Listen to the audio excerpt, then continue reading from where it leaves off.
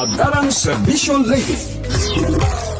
Handang tumulong sa nangangailangan, may malasakit sa kapwa, may puso sa mga bata at mga senior citizens. Palaging handang umalalay, magbigay ng solusyon at maghatid ng positibong pagbabago. Galing sa pusong paglilingkod, walang kulay at personal na interes. Halina at samahan si Dr. Hilda Ong. Ang Agarang Serbisyo Lady sa kanyang pagbibigay ng agarang tulong, paghahatid ng tamang impormasyon at inspirasyon. Serbisyong galing sa puso. Agarang Serbisyo Lady. Agarang Serbisyo Lady.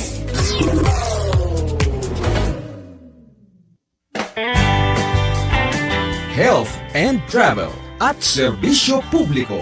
Serbisyo Publiko with Dr. Hilda C. Ong.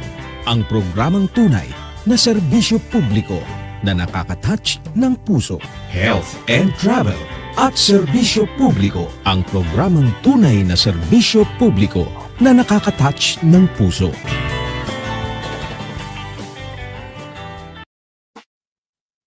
Magandang umaga, Ciao Sanghao at Hotaki sa mga tagapagkinig dito sa DWBL 1242 AM band, ang himpilan ng serbisyo publiko. At sa mga patuloy na sumusubaybay sa ating social media accounts sa Facebook at sa YouTube channel. Ang iyong Agarang Serbisyo Lady, Dr. Hilda Ong, ay lubos na nagagalak na muling maging kabahagi ng iyong umaga. Anuman oras kayo dyan sa inyong kinaroroonan. Masaya ako makapaghatid muli ng tamang impormasyon at tamang serbisyo. Salamat sa muling pagiging bahagi ng ating masayang pagsasama sa dito sa public service program na Health and Travel at Serbisyo Publiko. Ngayon ay May 20, 2025, araw ng Martes. Ang Philippine Standard Time ay ganap ng 8:33 ng umaga, puwetyam sa sapsahon sa aki. Tatalakayin natin ngayong umaga ay itong ang seryosong issue kung saan ito ay hindi pa rin natin nasusolve, kung bakit dumarami at patuloy na tumatama sa libong-libong Pilipino ang chronic kidney disease o CKD, ang mahalagang papel ng dialysis sa buhay sa mga apektado. Last week, kung natatandaan po ninyo, nakasama natin si CJ Luis at na-share po niya ang nangyari sa kanyang buhay. Kaya ang CKD ay unting-unting paghina ng kakayahan ng ating kidney sa nasalain ang dumi at labis na tubig sa ating katawan. Maaring wala itong simptomas sa simula. Yan ang lagi sinasabi sa mga na-interview ko. Wala silang wala silang nafe-feel. Ngunit sa kalaunan, maaaring humantong na ito sa end-stage renal disease. Kumbaga nalalaman na nila end-stage na nangangailangan na ng dialysis o kaya ng kidney transplant upang manatiling buhay ang pasyente. Kaya last week na naibahagi ni CJ Luis ang kanyang storya. Ngayon naman, ngayong araw na to, mapalad tayo dahil makakasama naman natin ang isa pang siya po ay nagpapadialysis. Kasama po natin ngayong umaga sa programa si Odi Colongon mula sa isang miyembro din po siya ng Dialysis PH. Magandang umaga, Odi. Good morning po, ma'am. Narinig po ba ako? Yes, loud and clear. Good morning po. Magandang umaga po sa lahat ng nanonood ka sa programa ni Dr. Hilda. Saan po kayong panig ng mundo? Ngayon po ay pasado alas 8. Magandang umaga po sa inyong lahat. Ako po si Odi. Yes po, at kanina kabado si Odi kasi first time lang niya dito, kumbaga through StreamYard, through online natin dito sa DWBL. Sabi ko sa relax ka lang dyan, basta bigla ka papasok. Yes po, at Odi, siyempre ang unang katanungan ko sa iyo, anong edad nung nalaman mo na meron ka ng end-stage renal disease, itong CKD? Bali, doktora, i-review ko lang, no? Yung pinakauna kong dialysis was 1997. So briefly Mm. lang po, nanlabo lang po yung mata ko talaga. So nanlabo yung mata ko. So I thought, sabi ko baka may diferensya sa mata. Dahil akala ko naligo ako, tapos lumabo, feeling ko yung sabon. So check up sa clinic. So Snellen chart. Tapos BP, basic protocol, ang taas ng BP ko, doktora, 200/100. So, tuloy-tuloy na yun, doktora. Diretso na ng Baguio General Hospital, blood extraction, doon na, ayun, initially, from the OPD, na mataas ang creatinine, mataas halos lahat. And then, that was a Friday. Saturday, pinabalik na kami for confinement. So, yun lang po. So, yun yung una kong na-experience as a dialysis patient. Nung panahon po na yun, doktora, unfortunately, hindi pa ganun kadami or wala pa sa pagkakaalam ko ng wala pang hemo dito. That's why nag-peritoneal talaga ako. At ibang-iba ang peritoneal dialysis noon compared ngayon. Ang laki ng pinagbago. So, yun lang po basically. Tapos na-realize ko na lang na na-connect ko na yung kung okay, now I know kung bakit ako nagkasakit. So, pero, ikaw ba ay dating smoker? Naninigarilyo ka ba noon?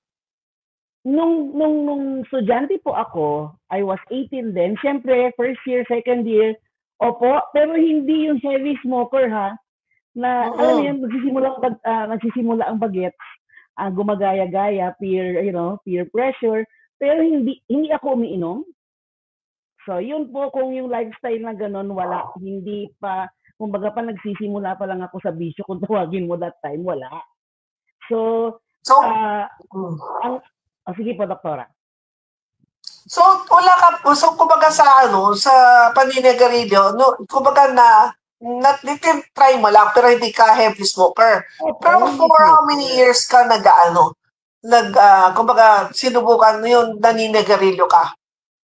Randomly lang, doktora. Nung college ako, randomly lang yon. Parang siyempre pag, alam mo yun, pero hindi kasi focus ako sa school eh.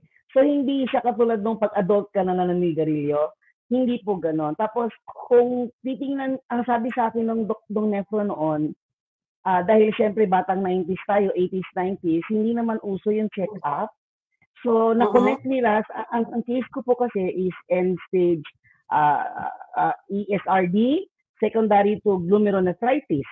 So, dahil siya sa strep, dahil nung bata ako, yung paulit-ulit na tonsillitis. So, yun talaga yung aming isa sa mga, kasi asymptomatic ako eh. Na-connect na lang namin na may mga, syempre, ito na, lalabas na yung self-medication. Syempre, di ba, hindi, kasi nung bata kami, hindi naman uso, doktora, honestly, yung check-up, di ba? Malayo sa bituka, inuman mo ng tubig, pahinga ka, inom ka lang ganito. So, yun talaga yung pinaka, I think, nag-trigger talaga sa akin, dahil ang tatay ko is stroke patient that time. So, siguro yung tolerance ba? Tumaas na yung tolerance ko, kasi every time na masakit ang ulo ko, inom ng biogesic or something, pain reliever. Ayan. So, na-connect ko na lang yung doktora nung as I go through dialysis and yung ngayon, yung matanda na ako, na okay, kaya pala may times, akala ko summer lang, pero sumusuka na ako. Na sa sobrang sakit. So, ang initial na reaction is to rest. Diba? Rest. So, yun po. Yung check-up talaga, I think, may big factor siya for me, in my experience, na nung panahon ko, sabi ko nga, I am still grateful dahil hindi siya na-detect nung 90s, 91, nung college ako, 91, high school ako ng 90, 91, ganyan. Kasi otherwise, taga Palawan po ako, hindi ganun ka-advance ang medical, I think I will not survive if I was diagnosed then. Yun ang tingin ko sa sarili ko. Kasi wala pang graduate sa aming magkakapatid. Yung ganon, walang pagkukunan talaga ng, at that time, ang dialysis kung meron man, talagang really, really expensive. So, yun po. Tapos, Nung ano, pero again, nabanggit mo na mahili, yung kumbaga, nagsi-self-medication ka. Yung biogesics, number 1, nakakasira ng bato yan. And then, nung time nung sabi mo, nung napasok ka sa ospital, at sinabi ng doktor mo na may CKD ka na, at Opo. wala nang ibang paraan na kaya, at bakit napili mo magpa-peritoneal muna, hindi diretso sa hemodialysis? Okay. Ulitin ko, doktora, linawin ko yan kasi that time, that was 1997. Pero ginawan ako ng fistula kasi nag-peritonitis ako. I guess, again, I was 18, it wasn't really explained to me dahil ang mga nag-uusap, ang matatanda, ang kuya ko, at ang parents ko. So, I'm pretty much not involved with the, importante yun eh. Sa patient, as a patient, regardless kung ilang taon ang pasyente, dapat involved siya sa management ng kanyang sakit, regardless of the age. Para sa akin, yun ang tingin ko. Kasi ako, siyempre, iba ang thinking as a college student that time. So, ang sa akin, wala naman akong choice but to do this. Pero, ang dami na naglalaro sa isip ko, mamamatay na ba ako, ganito. Yung PD, dahil sa pagkakaalam ko po, wala pang hemodialysis that time. So, I need to stick with peritoneal dialysis, which is really, really different from before, compared ngayon. And, dahil nag-peritonitis ako, nagpagawa pa rin ng fistula, ha? Just in case. Yung just in case na yan, pupunta ka ng somewhere near Baguio na may hemodialysis, which you need to travel. So fast forward tayo, nag-start ako ng August, December na transplant na ako. Fast forward again, after 14 years, nag-failed ako. But again, for those who are watching po ngayon, it's really a case-to-case basis. Bakit ka nagpapadialysis? Wala na ako magagawa. Dahil nag-failed siya, hindi po siya infection, hindi siya rejection, but it's a failure. So, sinasabi na,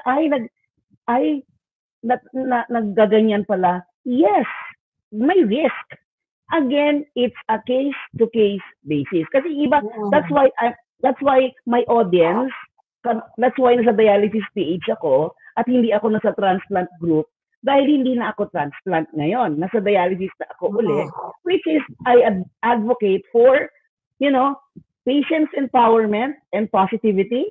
Dahil hindi ibig sabihin na dialysis patient ka na, you'll end up, the common notion na, alam niyo na po yung doktora, pag dialysis ka, anong is equals to, di ba? Yun po. Yun ang iniiwasan natin.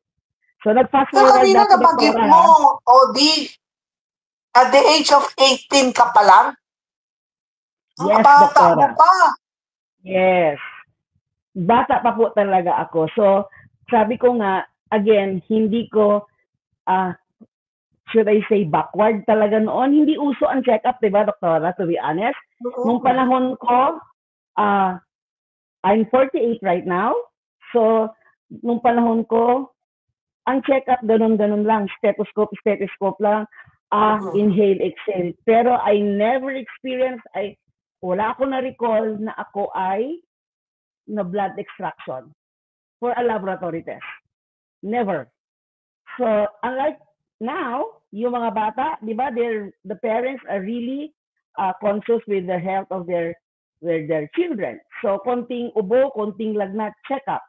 So, mas, should I say, mas okay na ngayon. Yung mas, kahit outpatient, kahit public government, may pupuntahan ka na. Noon, hindi po talaga, lalo't na sa isla kami. So, yun yung masasabi ko na hindi kami, nasanay lang kami na rest. Nung panahon na yun, hindi naman biogesic ang tawag, ang aspilet. Noong bata ka, aspilet. Yun lang. Tapos royal. Di ba, doktora, yung batang 80s, 90s, pag may sakit ka, may lagnat, royal ang iyong gamot, quote-unquote, gamot. So, yun lang. And rest, pag nilagnat, simple lagnat, hindi natin alam kung hindi napapacheck ng doktor, hindi mo talaga malalaman kung anong cause ng lagnat, di ba? So, nung time mo 18 years old ka, natigil ka ba sa pag-aaral o tuloy pa rin dahil naka-peritoneal ka? Naka-peritoneal ako, doktora. Tuloy pa rin. 3 months lang ako nag-peritoneal dialysis, no? Kasi those 3 months, nag-work up na kami at the same time. We were advised by our doctor na if you pursue, if you have planning to go, to go on transplant, do it now as early as you start somewhere. So ginawa namin yon. Fortunately, within 3 months, na-process na, nag-leave lang, nag-drop lang ako ng ibang subject dahil naka-full load. Nag-drop ako ng isang subject ng first sem na yon dahil napaka-active ng aking kurso at kailangan hindi pwede ng movement kasi dahil meron akong bag sa tiyan. So, nag-leave lang ako for second sem, December, na-transplant na ako.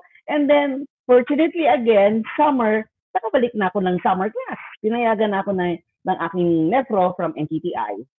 So, then, tuloy-tuloy na po yun. Then, unfortunately, 2010, nung nagtuturo na ako uli, fast forward na ito, doktora ha. So, yan, pneumonia. Kaya na pala ako hiningal-hingal dahil mayroon na akong, yun na, tumaas na yung creatinine ko at nagpa-work up na ako uli. And then, yun po, balik dialysis na.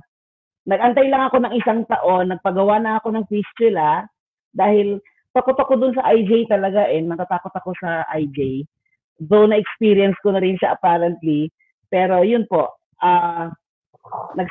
before dialysis 2010, 2011, nagsimula na akong mag-dialysis. Nag-aantay na lang kumbaga. So yun po, up to now, magpo 14 years na ako sa dialysis this July.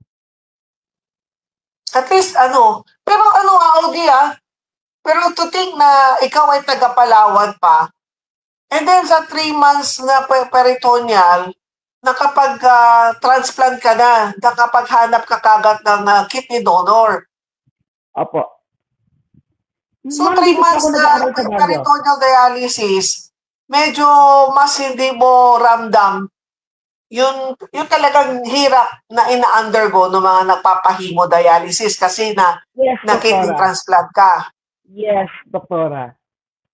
So, ngayon, and then, anong reason sa tingin mo na fail? Kasi syempre kailan natin i-educate yung mga nagpa-kidney transplant pa na they should be very careful pa rin.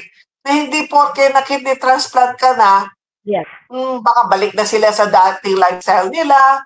Pero sa iyong case, bakit siya na-fail? Doktora,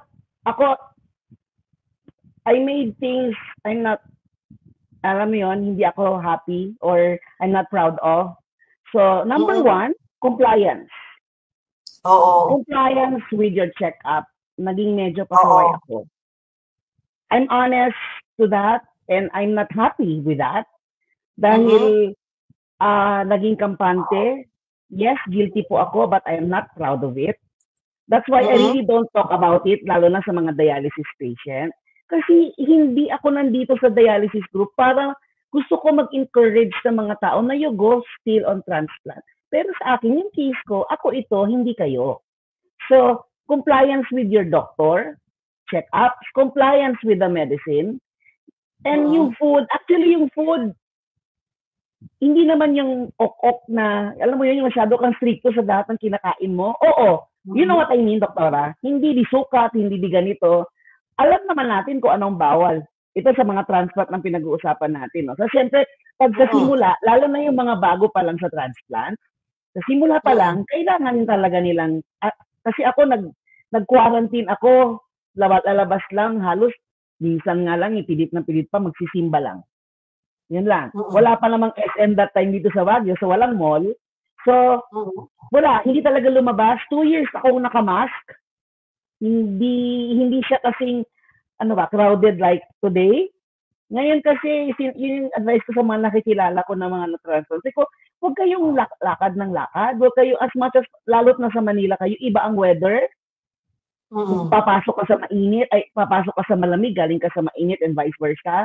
Tapos yung mask nyo, kahit mag-triple mask kayo, dapat mag-ingat talaga kayo, no more crowded places. Tapos hindi ibig sabihin kasi yan yung sinabi sa atin noon na first 1 year is very crucial sa mga transplantation.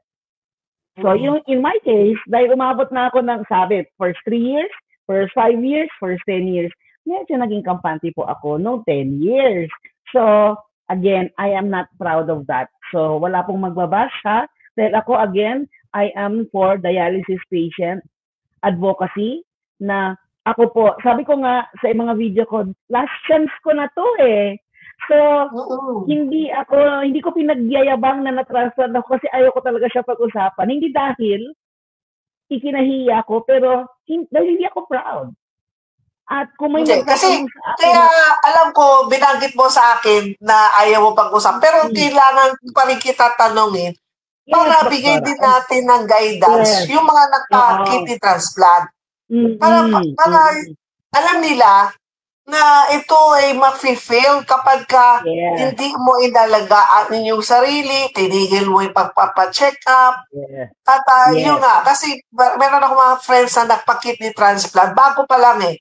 So this interview, forward ko sa kanila para at least maging aware siya. O di nung time na yun, nung panahon mo, need mo pa rin ba gumamit ng anti-kidney rejection that time? Wait lang, doktora, nung transplant na po ako o nung nagdo-dialysis na? Nung nagka-dialysis, after the kidney transplant. Kasi nung time na nasa PCSO ko as the consultant, doon ko lang nalaman, akala ko kasi kapag ka nagpa-kidney transplant na isang pasyente, tapos na siya sa problema. Kasi ang hemodialysis, 3 times or twice a week, mabigat yun. Sabi ko, pagka na-kidney transplant, ay, tapos na problema. Ay, hindi pala. Meron pa pala yung anti-kidney rejection, napakamahal. So, yun naman ay na kumbaga, na-sustain mo, na kaya mo yung buwan-buwan na gastusin? Yes po. Actually, nung time na yun, ngayon kasi may iba pang gamot na, ay, may bago na pala siya. Isa pa yun. Kasi nung before my time, 80s transplant, ang ginagamit nilang mga gamot, sorry, correct me if I'm wrong sa mga nanonood po, Ignoran. Hindi ko na yun nasubukan. Ang ginamit ko is CellCept and Neoral. Isang immunosuppressant at isang anti-rejection drug. Aside from the other medicines na maintenance, like yung pang high blood din, and so on and so forth. So, ito yung panahon na kalalabas lang po ng CellCept, which is made by Roche. So, talagang, doktora, kung meron man noon, hindi po ang PCSO, pinupuntahan pa namin ng Manila. Wala pong PCSO dito sa Baguio, sa mga regional, wala pa po. Hindi katulad ngayon, may GL na tinatawag. Yes. So, nakarely po, pag sinabi ko po ito, hindi ibig sabihin mayaman ako ha, na-sustain namin siya privately dahil ang hirap po makipagsapalaran noon pagdating po sa social service noong panahon namin. Kaya, at itinawid po talaga namin siya sa private, sa private po kami na napunta that time. At ang aking doktor ay I'm sure kilala nyo, si Dr. Alano, ang aking nephro sa NTTI. So, dito na tayo, Odi. Pag-usapan na natin na nakaroon ka na ng failure dito sa kidney transplant. So, back to hemodialysis ka. Yes po. Pero bakit hemodialysis hindi peritoneal ang napili mo? Sorry, doktora, but bias ako ha. Again, dahil galing ako ng PD, di ba? And was really excruciating for me experiencing peritonitis, doktora. It's really matigas ang tiyan ko. And alam niyo po, doktora, gusto ko nang hatakin yung catheter sa sobrang sakit. So that, and again, I was 18. Iba ang mindset ng 18-year-old. So, yun na, yung gusto ko nang, tama na to, pagod na ako, masakit, tama na. I hate to say, hindi naman ako masisensor pag sinabi kung ganyan na. Gusto ko nang wala na, tapos na. So, kaya nag-hemodialysis ako. Kasi, yun na yung, hindi dahil walang choice, pero okay na ako doon kaysa sa dati. Kasi mas gusto ko na yung pumupunta kaysa yung gigising ako ng, that's my experience ha. Pero again, kanya-kanya kasi ng choice yan eh. Lalo na ngayon, doktora, nung nakita ko yung mga video ng mga bago nagpiperitoneal, ang laki ng diferensya, doktora. Hindi ko alam ang term, pero parang kinakabit na lang siya. Noon, doktora, hindi, tinutusok mo siya sa solution as in parang swerong itutusok mo siyang ganon. and it's really prone to infection. That's why I think na Oo. ganun nangyari. Ngayon, ang ganda na ng exit site, ang ganda na ng mga patches, di ba? So, I'm not saying na, pero ako kasi traumatic for me, pero maganda na siya ngayon, pero okay na ako, happy na ako sa hemodialysis. So that's Oo, why, kasi yun. marami akong nakakausap. Bihira ako nakaka-encounter na nagpa-peritoneal, which is yun ang Opo. pinupush ng PhilHealth na Totoo. mag-peritoneal instead of Yes. hemodialysis. Dahil kapag ka nagpa-peritoneal, totoo na parang makakalabas ka pa, makakapagtrabaho. Pero Yes. ang isa sa observation ko lang pagka-peritoneal, kailangan ka maging maingat. Dapat bahay, yung lahat ng gamit mo sa bahay ka, dapat malinis para Yes. para iwas infection. Yes. So, yun pa pala, same as mine. Okay, tapos ko na ang lahat ng fistula ko. 1 taon ang kaliwa, 7 years ang kanan. So, wala. Naka-perm cut na ako. So, pangatlong perm cut ko na yan. So, sabi ko nga, kakaririn ko ang pagdadialysis eh. So, lahat ng naka-catheter, lahat ng may exit wound, talagang same, gaya ng sinabi niyo, Doktora. So, pag may nagtatanong sa akin, sabi ko, kailangan niyo pong careful kayo sa mga pinupuntahan ninyo. Open wound po tayo. Basically, parang ganito lang. Kung halimbawang, hindi ako, dahil PWD po ako, Doktora, pilay po ako, dahil nag-hip replacement ako, ang dami, di ba? So, shortcut ko na natanggal na yung hip implant ko. So, practically, PWD pilay na ako. So, yung napupuntahan ko mga lugar, hindi naman ako alam mo yun, yung pupunta kung saan-saan, what I'm saying na kung saan-saan, halimbawa, hindi ko naman sinabing huwag kayong mamalengke, pero kung able kayong mamalengke at naka-perm cut kayo, you really need to protect yourself. So, hindi na dapat step by step yan. Kasi may catheter ka pa rin. From yung pagbangga-bangga, yung ganun, Doktora, nababangga ka, or, yung microbes everywhere. So, isa yon. So, dapat, para maiwasan, sa lahat ng catheter yan, whether it's femoral cut, whether it's intrajugular, whether it's PD, so, o kahit, di ba, yung ganun po, Doktora. Pero yung PD na sinasabi ninyo, pinopromote talaga siya ngayon dahil ang tingin ko, ang dami na Doktora, dumadami ang pasyente. It's really alarming. It's really alarming. May mga CKD na nagtatanong, non-dialysis sinasabi nila natatakot ako. It's a valid reason. It's a valid reason and emotion na takot silang magpa-dialysis. Okay, tao ka, natatakot ka, okay lang yun. Pero po, alam mo, Doktora, ang sinasuggest ko, please don't get me wrong by saying this. Ayaw niyo pa po at least magpa-fistula man lang kayo. Iba kasi ang kaso, Doktora, pag na-emergency ka. Alam niyo naman po yun. So, iba ang lakas mo pag naka-prepare ka, iba ang lakas mo pag na-emergency ka, which is IJ. And then, kung hindi pa rin kayo ready, at least magpalista na kayo kung saan niyo gusto magpa-dialysis, if ever. Kasi, Doktora, punuan ang mga dialysis center na at ang dami nang naglabasang mga dialysis center ngayon. Ibang usapan pa yan, yung mga dialysis centers na I'm glad naka-hospital based na ako dahil coming from nakailang dialysis center na ako, Doktora, I think 6 na palipat-lipat. Bakit? May time na nagsara, naglipat ako sa hospital base, bumalik, pumunta sa isang dialysis center, umuwi ng probinsya, nag-try mag-base sa probinsya, hospital base, balik na naman dahil nagka-emergency. So, ang dami ko, di ba, nag-dialysis hopping. Tama ba? Dialysis center hopping. So, yun po. Ang PD, kailangan, yan. Ano ba, sir, ang maganda? Dialysis, hemo o PD? Ganito po yan. Dapat yan talaga na-i-explain sa inyo ng doktor. Ninyo. Kasi may pros and cons ang PD. Maganda ang PD lalo na kung malayo. kung malayo po yung inyong pinanggagalingan at malayo kayo sa hemodialysis center. So, yun po. Oo. And then Odi, ngayon, how many times ka nagpapadialysis in a week? Twice or thrice a week? Thrice a week? 3 times a week po, Doctor. Nag-start ako 2011, 1 month lang ako nag-twice. And then, dire-diretso na. 3 times a So, week.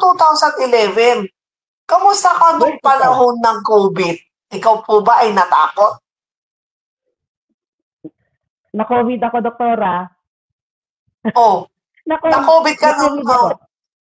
Yes, April 2021. So, alam mo, Doktor, ako anong kinatakot ko lang? At isa sa dinasal ko, sana hindi ako mapunta sa private. Sana hindi ako mapunta sa private hospital. Yun lang. Yun ang dinadasal ko. Yes, kasi kung nasa government hospital ka, sagot lahat eh. No balance billing. Yes. So, yun po ang pinagdadasal. To be honest, yun lang. Sabi ko, Lord, sana huwag sa private. Kasi pag private, we're talking millions. Diba? Before, kasi sa private, sa ER pa lang, o sa triads, 300,000 pa lang, first day pa lang yun. Yes, Doktora. So, buti Odi, buti nasa utak mo na sana ayaw mo mapapunta sa private, gusto mo sa government. May tiwala ka ba sa government hospital? Yan unang tanong ko sa'yo. Bakit gusto mo government? Aside from zero ang cash out. Nagsimula ako nung nagsimula ako, government ako nagsimula. Dahil ang aking nephrologist nasa government. Pero yung dialysis ko, nasa dialysis sa labas. Kasi, Doktora, nung panahon ko, remember, wala pang dialysis, ng hemo. Nung panahon na nagsimula ako ng hemo again, Doktora, alam mo naman ang dialysis ng mga government, ang tagal ng pila, di po ba? Grabe, lalo na dito sa BGH sa amin, mahaba po talaga ang pila. So, wala kang choice kundi to go to a private dialysis center. So, nung nag-early retirement po yung doktora ko, yung nephro ko sa government hospital, which is BGH, doon ako sa hospital kung nasaan siya. Pero lahat ng fistula ko, lahat ng mga procedure ko before, doon sa BGH ginawa. So, yun, sa government hospital po. So, may mga hemodialysis mo sa government hospital din? Ay, hindi po. Hindi po ako nag-government hospital ng hemo. Again, dahil po ang pila, una, hindi ka basta makapasok. Sa totoo lang. So, hindi ko alam kung paano ang listing nila or kung paano ang kanilang linya, pero hindi po ako nakapasok talaga dyan. Dahil we opted to choose na yung kung saan yung refer ng doktora ko pa rin. So, yung mga procedure ko, nasa BGH ako. Until nung time na wala na siya sa government hospital, kung saan siya affiliated, doon kami nagpapakonfine. So, ganun po. Odi, nung time nagpapahemodialysis ka sa private hospital, paano mo nababayaran? Kasi mabigat yun 3 times a week na doon yung magulang mo sumusuporta sa'yo. Kasi sabi mo ba, napakabata ka, 18 years old. And then after that, sabihin natin, may 10 years ka, sabihin natin, 30 years old, balik ka ba sa age 30 ba, balik ka sa hemodialysis? So, nakakapagtrabaho ka ba nung time na yun o hindi? Sana po, Dok, nasa dialysis na po ba tayo? Yes, sa dialysis na tayo. Nakakapagtrabaho ka ba? Paano mo nasusustain? Okay. Doktora, nung bago po ako mag-dialysis, nagtatrabaho talaga ako, nagtuturo ako. Ngayon, nung gusto ko bumalik magtrabaho, sabi ng mga kapatid ko, na I'm blessed with siblings na supportive sa akin, na sige, gusto mo magtrabaho, magturo uli, pero mas malaki pa yung confinement kaysa sa sahod mo. So, hindi na ako pinatrabaho. Hanap tayo, nung time na yan, doktora, hindi naman ganun ka-booming pa ang online work. Hindi pa, that was 2011 So, mas gusto ko, nagtuturo ako. Kaya lang, yun, noong 2012, nagsimula nang mag-deteriorate yung hip bone ko. Kaya hindi na rin talaga ako mobile. Hanggang sa, yun po, na-sustain naman siya. At nung time na yan, naabutan ko pa ang 45 sessions ng PhilHealth coverage. Talaga pong talagang iginapang kumbaga. Kasi may mga kasamahan kami na yun, hindi na namin, ako physically, hindi na namin kaya na yung pupunta ka ng Maynila. Kasi pumupunta po talaga ng Maynila para to go to senators. Yung gano'n, Yes. talagang by groups, yung iba, by group sila pumupunta just to go to the senator's office. Ngayon, hindi na po. May mga, di ba, online, pwede ng online, may GL na. Dito, meron ng DSW. Noon po, wala talaga. Tapos hanggang sa, fortunately, umabot ng 90. Hindi ko na maalala, doktora, kung kailan nagsimula yung 90 sessions, ha? Hanggang sa, bumat ako nung, hindi, ito pa po tinitinan ko siya as blessing nung pandemic. Kasi, wow, looking at the brighter side, sige, okay na rin na may pandemic kasi naging 144 ang dialysis session. Diba? So, yun lang. Ako ay always, mahirap kasi ang hirap mang kilo sa totoo lang dahil hindi ka, ako, siguro lang po dahil PWD ako, no choice ako but to stay home. Kaya feeling ko, hindi naman ako na-bore or something dahil hindi naman, lumalabas lang naman talaga ako pag dialysis or special occasion. So, yun yung sabi ko na, wow, thank you sa pandemic, nagkaroon ng 144. And then eventually, itong last year, 2024, nagulat ako ng 156. Kasi yung 144 po, good for 2 times a week lang yun, which is fair enough. That's really fair enough for me as having 3 times a week treatment. Malaking bagay sa akin yun kasi nanggaling ako sa 45 eh. So parang wow, talagang drop jaw ka. Nung nag-156, sabi ko, wow talaga. Alam niyo po, nung nag-free lahat, kung pwede yung tumalon, tatalon ako. Nung umpisa kayo, sabi ko, hesitant pa ako. Sabi ko, imposible naman yan, libre ganito, libre injection. Talagang kulang na lang, tumalon ako kahit hindi ako nakakatalon. Talagang gulat na gulat ako na from July to October, biglang bago na siya. So, yun yung gusto kong i-share sa mga kapwa ko dialysis patient ngayon na, syempre, ang laging problema po sa sakit na ito at sa iba pang mga sakit is pera. Yes. Pero dahil ang ini-encourage ko, I strongly urge my fellow dialysis patients na alam ko po, ang laking bagay na yung na-lift na the burden financially sa atin face ng PhilHealth dahil halos free na lahat. May mga konting bayarin kung meron man. Pagtuunan natin ng pansin yung iba pang mga organs natin like mata, ngipin, puso, colon, whatever. Kasi lahat yan konektado sa katawan natin. So, hindi porket libre na, okay, di ba? You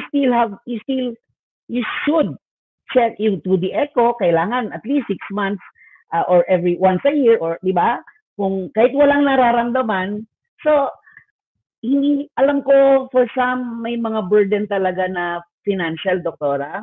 Pero ako, I'm always looking at the brighter side na it's a chance for me to check my other, alam mo yon, matingnan yung ibang parte ng katawan mo. Ayun po.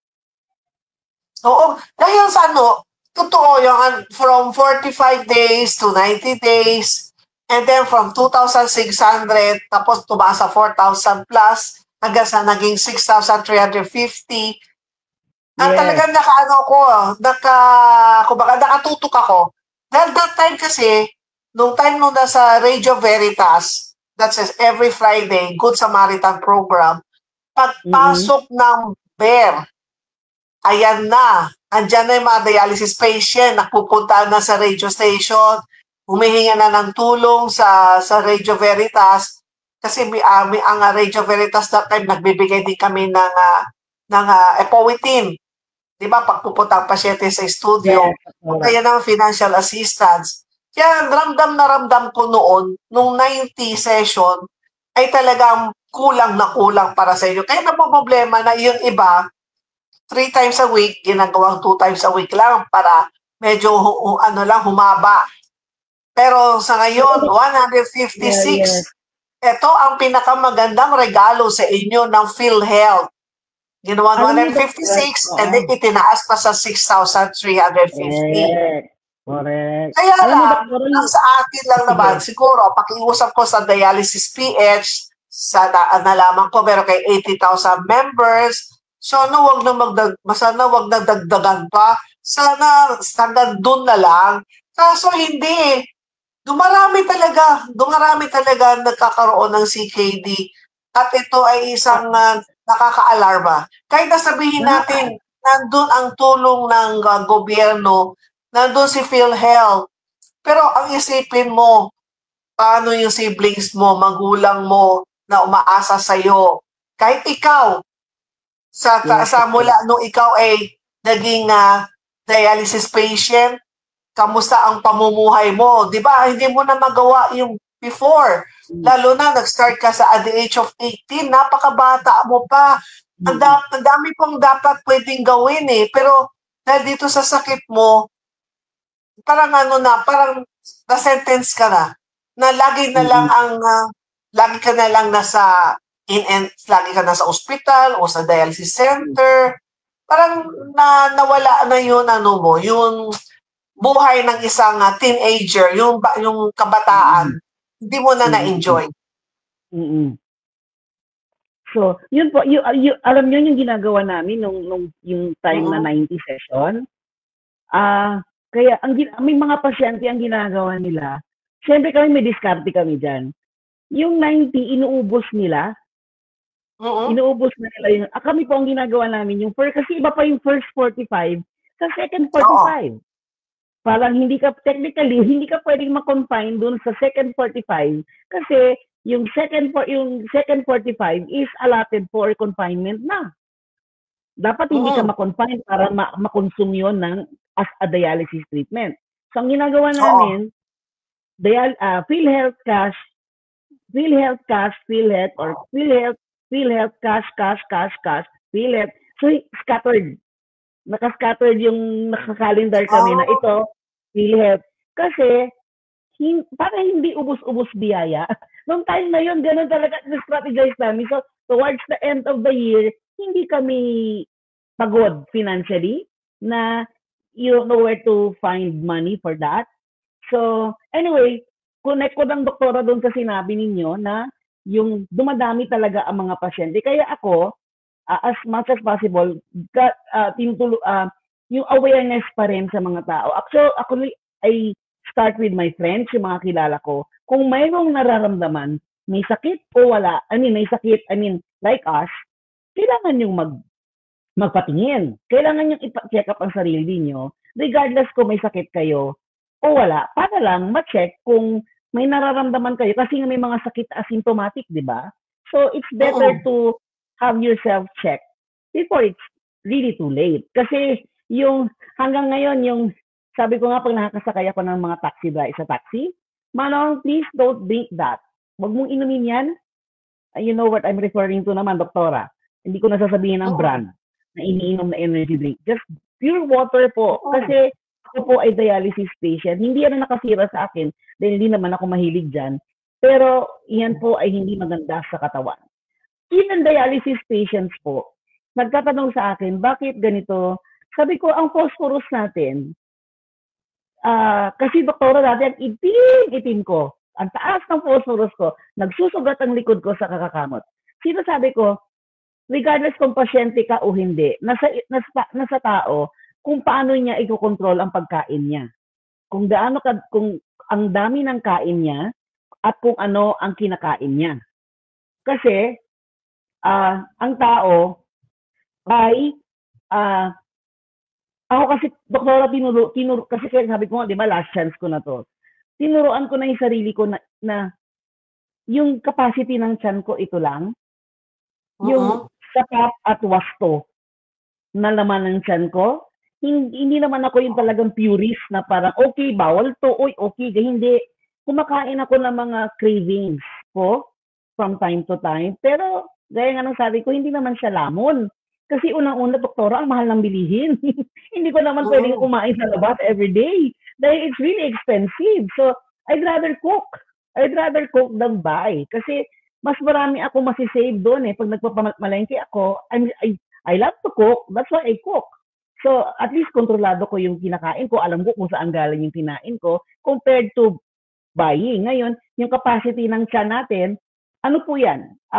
Kung sanay ang tiyan mo na ganito kadami ang kinakain mo, masasanay siya, mabilis kang magutom. Pero pag sinanay mo na ganito lang ang laman ng tiyan mo, pag kumain ka enough burp, tapos ka na, that's the sign na you're done eating. Kasi pag sinobra-sobrahan mo, lalo't marami pang kasamang bawal, alam na natin ang equivalency nun. Pagkakasakit ka talaga. At hindi mo alam, dun sa mga walang sakit, ma-accumulate lang siya ng ma-accumulate. Kung hindi ka pa nagpapacheck up, akala mo okay lang. So, yun po.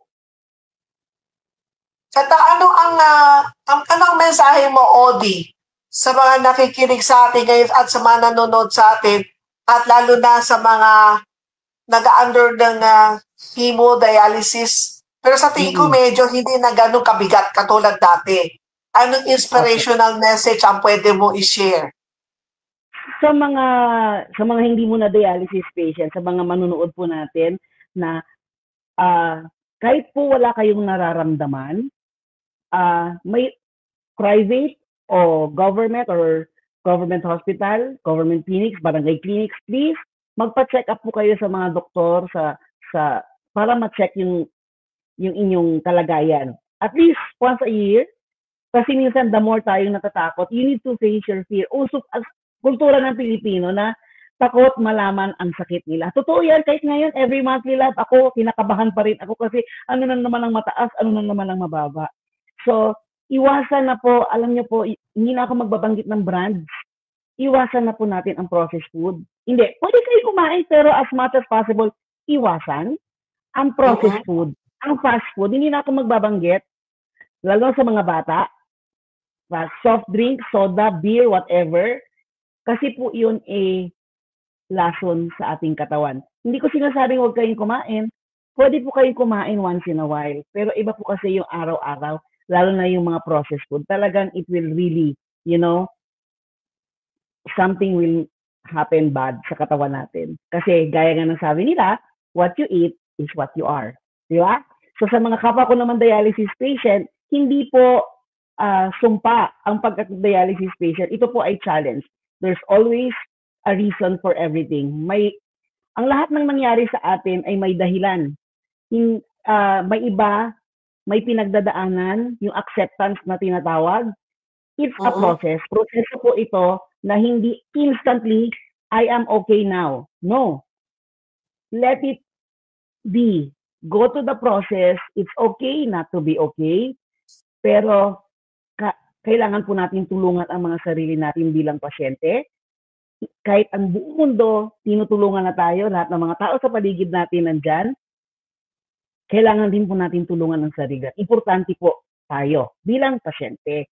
At kung mayroon po tayo mga katanungan, anything about medical stuff or medical concerns, always, yan lagi kong paalala, itanong, ikonsulta sa ating mga doktor. Kung may kakilala kayong doktor, at least kakilala niyong doktor. Kasi po, it's really unethical for a person, lalo na kaming mga pasyente, na kami ang magsasabi na, uminom ka lang ganito, uminom ka lang ganito. Kasi ang mga doktor po, inaral nila yan ng maraming taon, lalo na ang mga espesyalista natin, para tayo ay magabayan. Nandyan po ang mga doktor natin, lahat ang team of doctors natin ay andyan para gabayan tayo medically. Again, gabayan tayo medically kasi hindi naman nila tayo pupersahin na, ganito, hindi. Ang desisyon ay laging nasa atin. Nasa atin, hindi po tayo magja-justify na pwede mo kumain ng ganito kasi alam naman natin yung mga bagay ay pinagbawal na sa atin ng ating mga doktor. Again, nandyan sila para tayo gabayan. Ang huling salita at the end of the day, nasa pasyente, alam nyo, ang equivalency niyan, kung anong gagawin niyo sa sarili niyo, whether positive or not, ang end result niyan, kayo rin, tayo rin, ang mag-aani ika nga, di ba? So yan po muna, for now, ako si Odi. Yan po. Maraming salamat po, Odi, sa binigay mo dito sa programang Health and Travel at Serbisyo Publiko. Ang nakasama po natin ay si Odi Colongon mula po sa Dialysis PH. Kaya po sa mga nanonood at nakikinig ha, ito nga month of June ang month of kidney month eh. Pero nagsimula tayo dito sa May.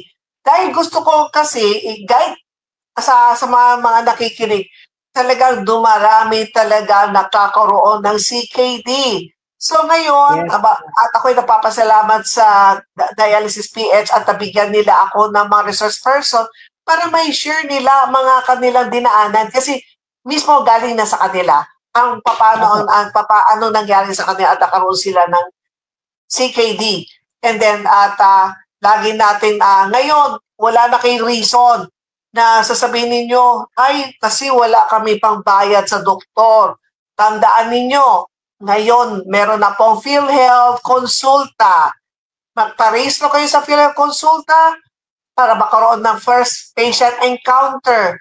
Kapag nakita ng doktor na medyo nakakaiba, syempre titingnan kayo. So ang PhilHealth Consulta, meron po libre nga laboratory. Kasi sa kidney pa lang, nakikita sa ihi eh. So urinalysis, and then may blood chemistry.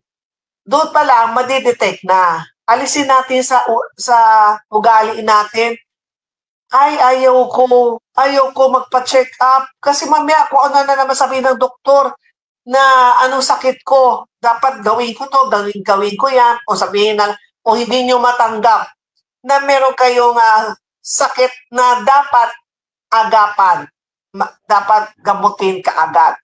Kaya yan po ang naging, kaya abangan po natin itong the month of May, next Tuesday, meron naman tayong makakasama, iba pang dialysis patient, na mag-share ng kanilang kung anong ang kanilang naranasan at ngayon, ongoing pa. Pero nakikita natin na all smile si Odi. Kahit siya ay isang kidney dialysis patient. Pero sige lang, laban lang, kaya, lalo na ngayon, nandyan na ang PhilHealth, 156 session, and then 6,350, hindi na ganyan kabigat. Kung nung panahon na napakahirap na dinaanan ni Odi, nalampasan niya yun eh. What more pa ngayon, di ba Odi? Yes, Doktora. Yes. Kaya ayan po, maraming salamat po, Odi, sa oras na ibinigay mo sa programang Health and Travel at Serbisyo Publiko. Sa pagpapalig ng Health and Travel at Serbisyo Publiko, nababatiin naman natin yung mga nanonood sa atin dito sa programang, dito sa DWBL 1242, Health and Travel at Serbisyo Publiko. Back to DWBL.